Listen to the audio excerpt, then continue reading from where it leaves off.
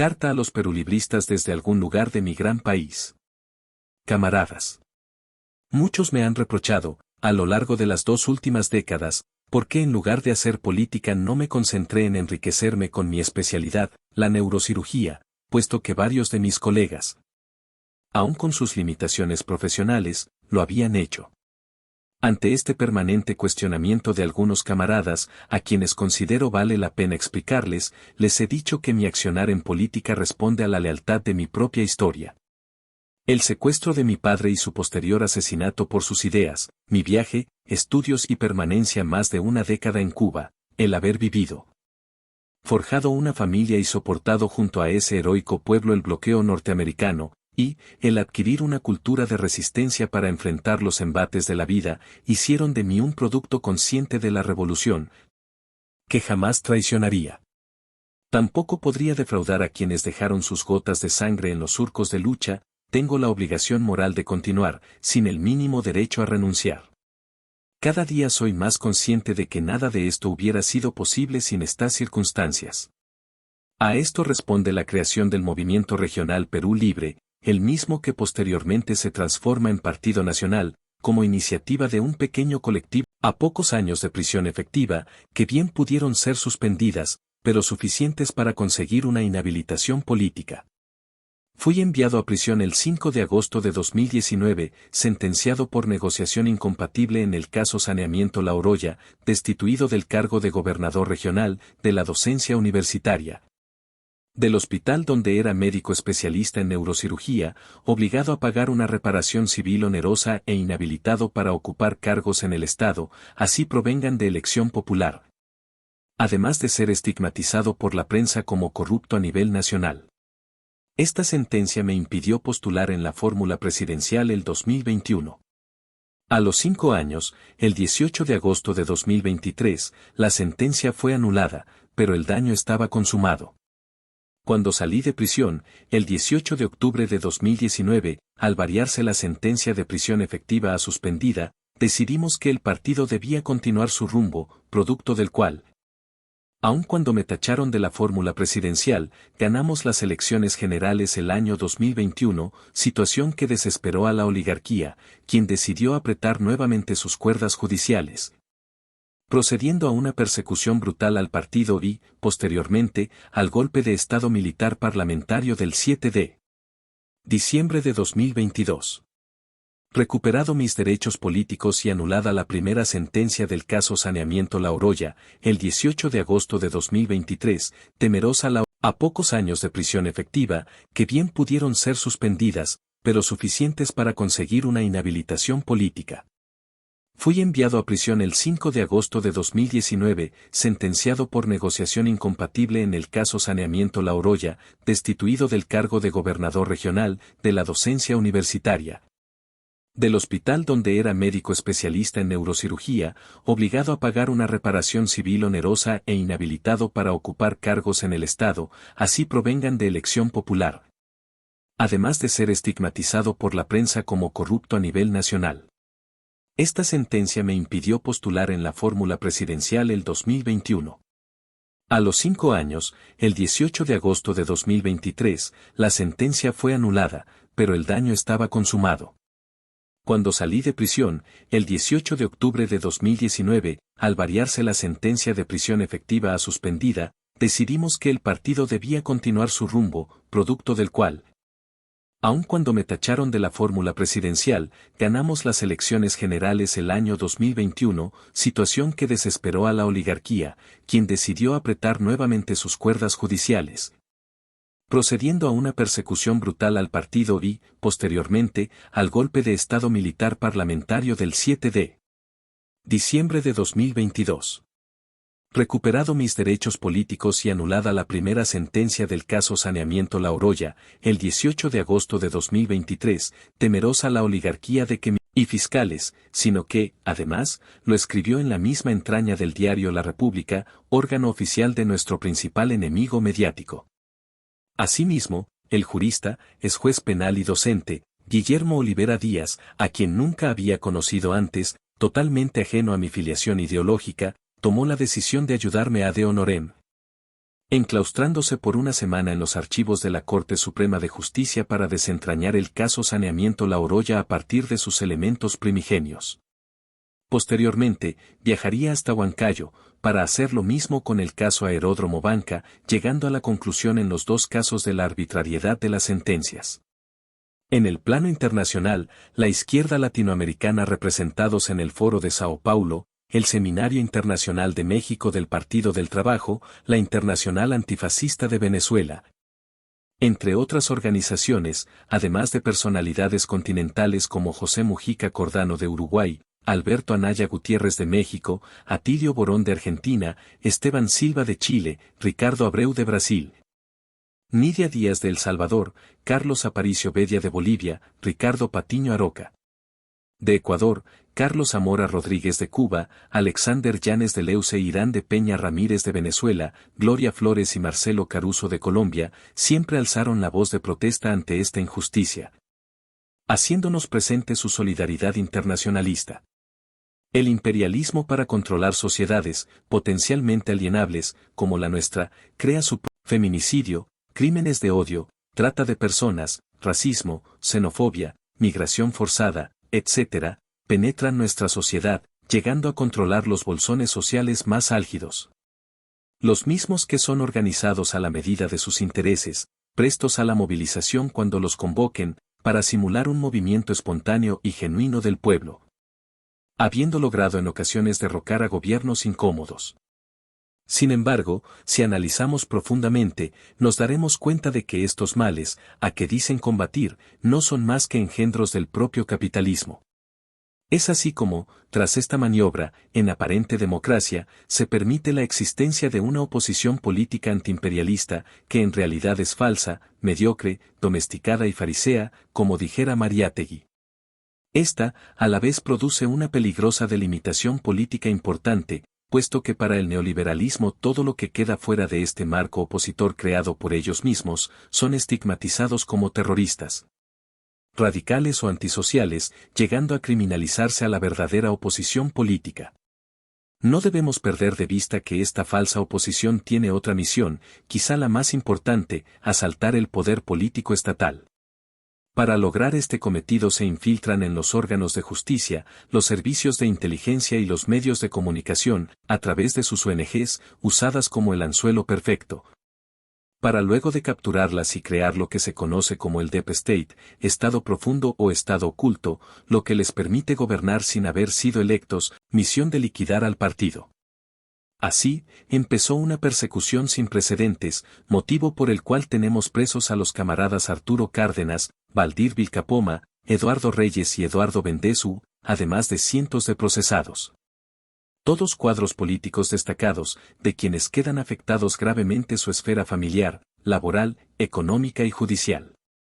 Ni siquiera la derecha conservadora o burguesía burocrática había sido tan implacable. Esta circunstancia permitió evidenciar las debilidades de los que se proclamaban connotados revolucionarios, quienes terminaron renunciando a su militancia tras la primera notificación fiscal, al primer cuestionamiento de los medios de comunicación, al primer allanamiento domiciliario, decidiendo abandonar la bancada y posteriormente el partido. Sufrimos bajas que afectaron cuantitativamente la combatividad de la izquierda popular en el Parlamento e indudablemente fortalecieron a nuestros enemigos de clase, la izquierda caviar.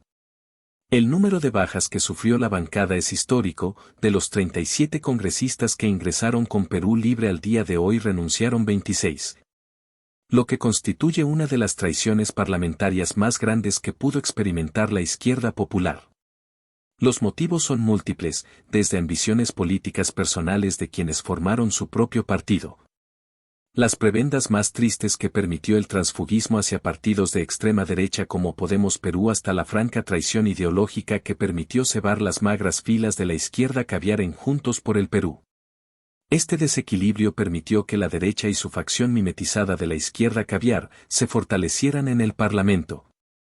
Producto constituyente, la revisión de los contratos ley, la nacionalización de nuestros recursos y la lucha contra los monopolios.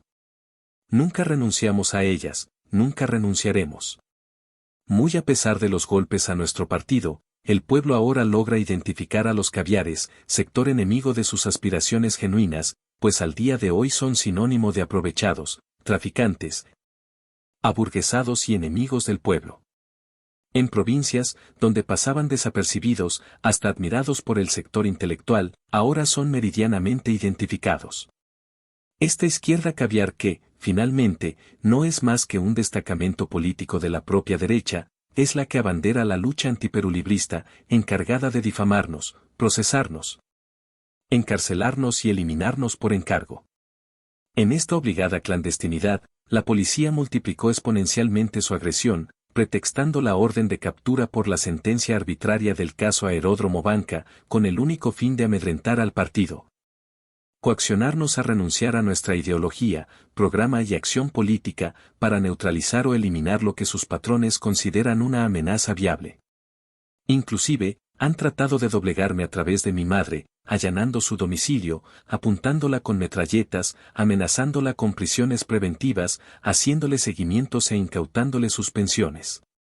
Por el otro flanco, evidenciamos las indiscutibles deficiencias en la inteligencia estratégica, táctica, operacional y tecnológica de la policía, que no ha dado con mi paradero. A pesar de estar permanentemente en las redes sociales en contacto con el pueblo.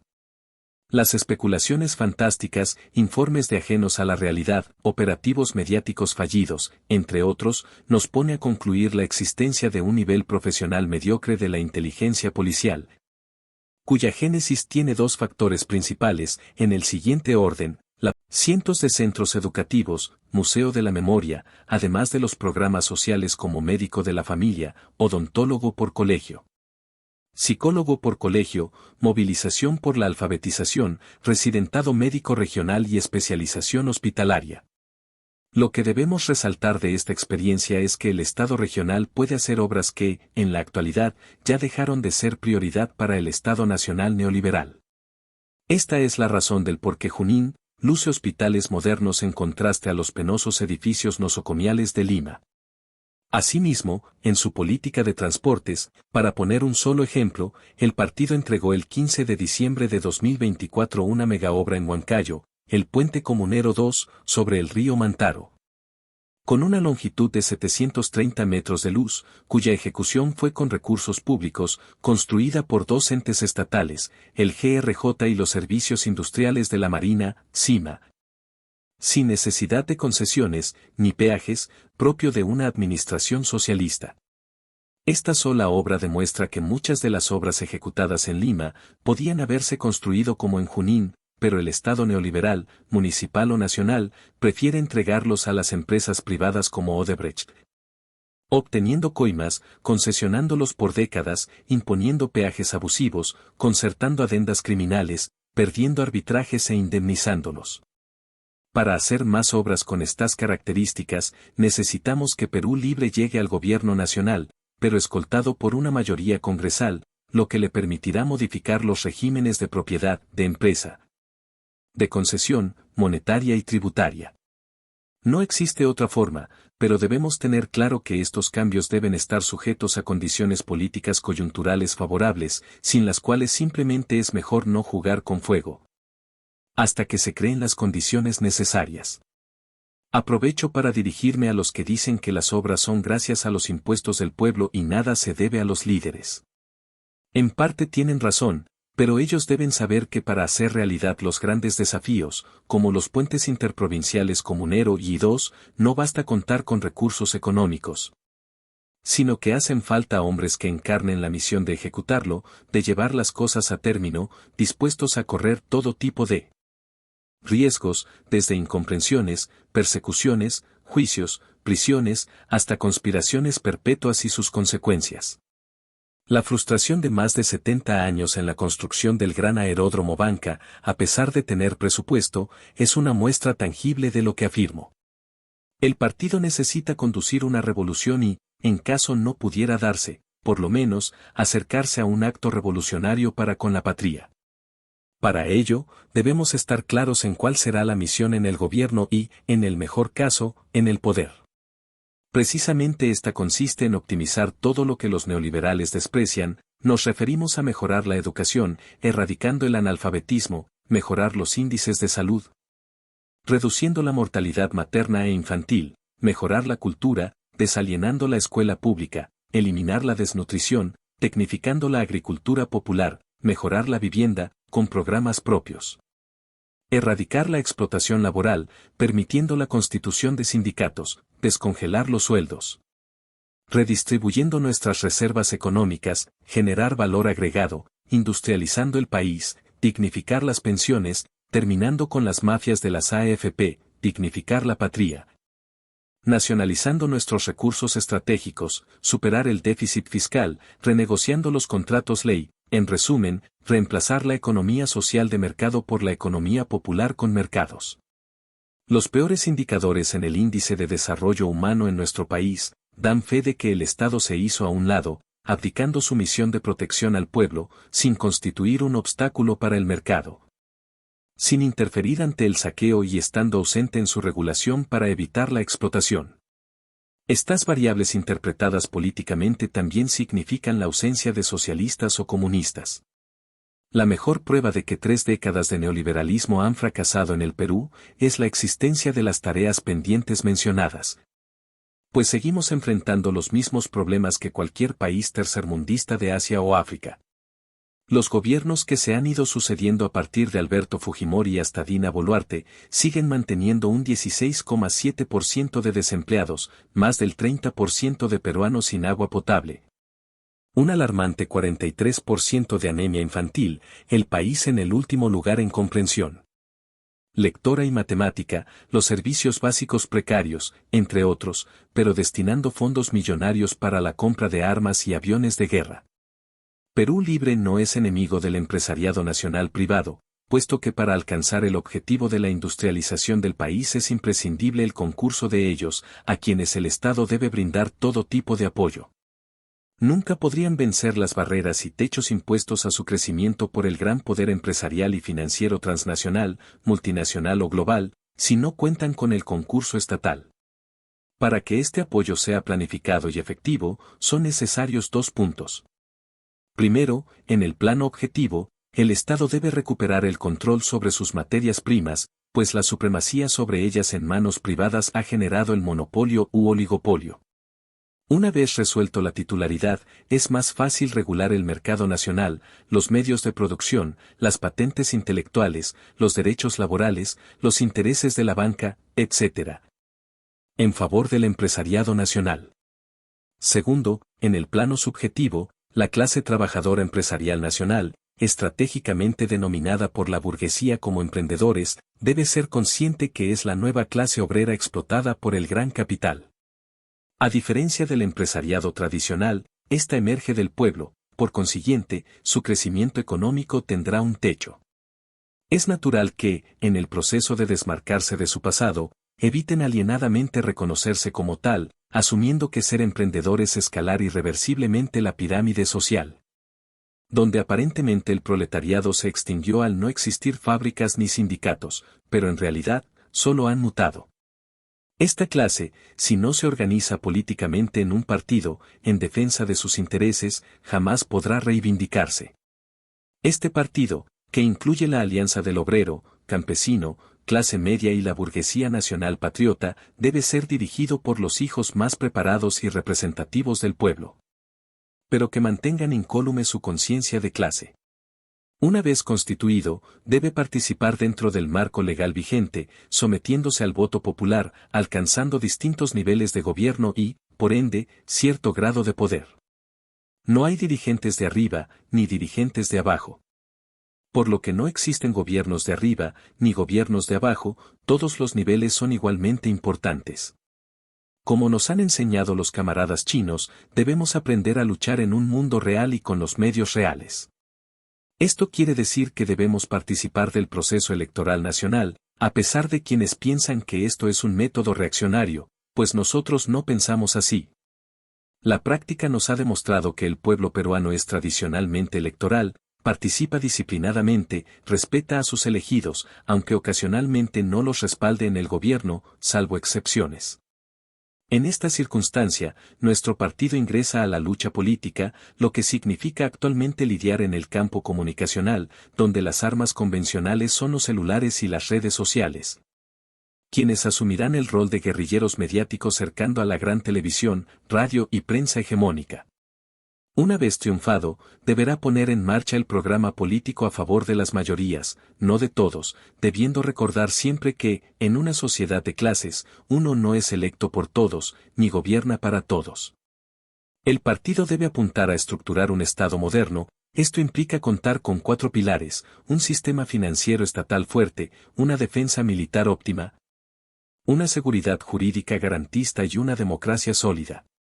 En el plano internacional, debe incorporarse a la lucha por la integración latinoamericana, lo que implica tener una conciencia antiimperialista e integrarse al movimiento antifascista, garantizando nuestra seguridad alimentaria, energética e hídrica, cuyas fuentes nuestro continente estratégicamente garantiza, y, lo más importante, preservar nuestra zona de paz, desenvolviéndonos acorde a las demandas del nuevo mundo multipolar.